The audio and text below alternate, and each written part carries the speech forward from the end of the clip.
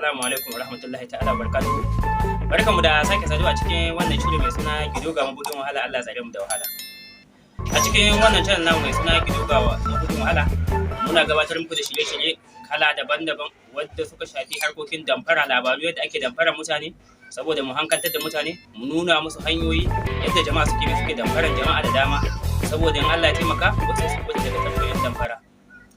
Muna fatan Allah ya taimake mu. Muna gabatar da wannan shiri ba don tozarta wani ko don tona asirin wani ba, illa mu kawai mun ga filin da zamu iya bada gudunmawa ne domin Allah ya taimaka wasu kauce ma cikin fowa na da zambace-zambace wadda ake yi.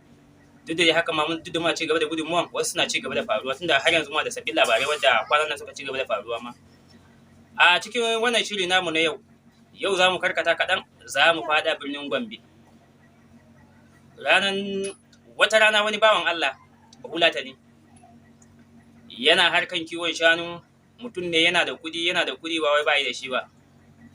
Yana harka na kiwo, kai ya lura ce kai wannan lamari ya kamata mu ma fa mu dan hada da kasuwanci saboda yadda zamani take ciki.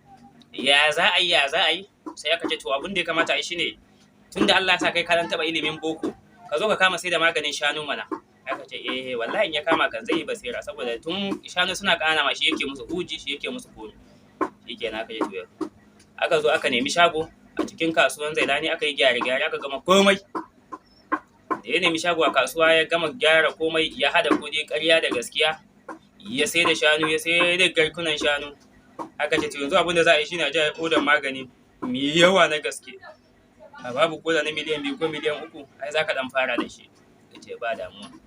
Mutumin ka ya tashi, wasu suka bashi aikan kati, wasu suka bashi aikan kudi kala daban-daban. Ya hau, aka ce masa yanzu abin da za a yi shi tunda baka saba zuwa Gombe ba, ya kamata hada aka da wani wanda zai je nuna maka, ya ce ha ko ni da nake shigan jeji ma, shirkumin daji ma, wadda ba wani wadda zai iya taimako na ina ihun ka banja bare kuma nan cikin gari, bai jan ji tsoro mu. Ashe akwai abin mu tsoro kuma a cikin garin da bai sani ba.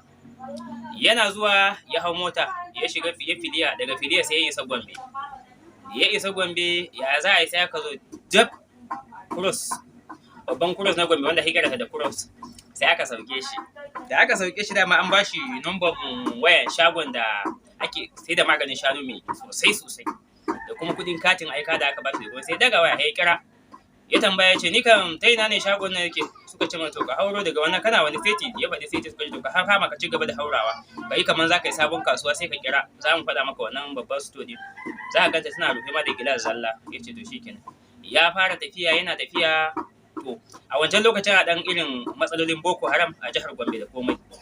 Ashe abunka da mutanen mu yan damfara suna nan suna ta sarfan shi, sun ga irin nasu wai namu ya samu. Da suka zo suka same shi, suka leƙa suka ga ta yaya za su bullo masa. Sai wasu suka je suka ta abun kamar shirin bidiyo ne. In aka kalle ka lokaci guda za a haɗa acting yadda za a tinkare ka da duk. Idan aka zo kuma kamar yadda ka san tactics na juyin mulki, wane kai in ka tinkari kaza, wane kaza za ka tinkara, kowa ya haddan aikin da zai yi, kawai su tinkari mutum. Yana tsaye sai wani yana kokarin tsallaka hanya, sai wani mutum ya zo ce, suka gaisa, ya gajiya, ya lamura yake, lafiya kada. Sai ya ce masa ni kan ina ne, anguwan Arawa ne. Ya daga kalle shi wani dattijo hakan nan, sai ya ce anguwan Arawa. Ya ce wallahi ban san Arawa ba, ni wako ne. Ya ce ai ya sorry. Sai ya wuce.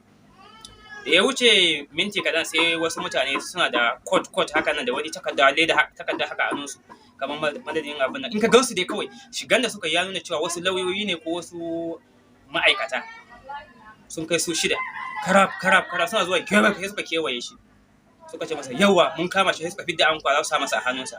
Sai ce ya me nayi ku je ku kamo ɗayan. Sai saura suka wuce, saura biyu sai suka wuce suka bi bayan wancan. Sai aka ce suka dauko, suka zaro waya, sai suka mika masa hotuna.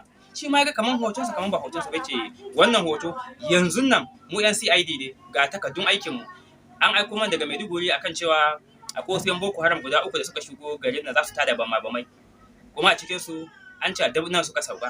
Ga ɗayan kuma hoton da muka gani ya nuna mana cewa wancan wanda ya tafi shine. To hoton ɗayan kuma ya nuna mana ɗayan yana na anguwa kaza, mun tura wakilan mu. Kuma ina ganin da kai tun daga shan mun kuna magana har kuna raba inda za ku je, kai ka ce ga ka je, wataƙila kai kasuwa ma za ka je. Ya ce wallahi ni sayan magani zan je, sayan maganin shanu zan yi. Wallahi bari ma yanzu nan ku wayan da na yi ma da mai shago yana nuna musu. Suka ce a'a, dalla ku je ku ɗauko wanda, sai aka ja ka taho da dattijo. Ana zuwa da dattijo ya me tsakaninka da wannan, ka faɗi gaskiya tsakaninka da Allah. Sai haka ya kalle ce na gaskiya ni dan Boko Haram ne, kuma yanzu haka ba mai ne a cikin wannan kayan nawa, ni jan nufi Arawa ne in je a babban junction ɗin in tada bom, amma ɗaya abokin aiki na kuma shi ya riga shiga cikin kasuwa zai tada nashi bom ne, amma wannan da kuke gani wallahi baya cikin tafiyan mu. Sai mutum ya ce ba gashi ba, na ce muku ba na cikin tafiyan su. Ya ce ya dama na tafiya da wani babba, ka ce a caje jakan nan. Sai ka ce mun tsaya kan hanya mu tashi mu kauce. Da suka tashi sai suka dan kauce gefe haka can nesa da hanya, tsallaken hanya sosai, dama akwai kwata irin wanda ake abin national, sai suka tsallaka kwata, suka je gindin wani bishiya.